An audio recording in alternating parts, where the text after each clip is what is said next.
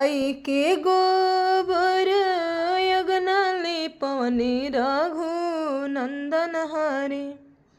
अरे गाय के गोबर यज्ञाले पवनी रघु नंदन हरे। गजमोती चौक पुराई राम रघु नंदन हरे।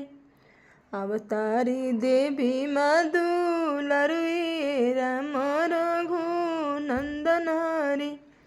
अवतारी माता दुलारी राम रघु नंदन हरे। अवतारी देवी दुलारी राम रघु नंदन हरे। गजमोती चौक पुरायो सुना हो रघु नंदन हरे।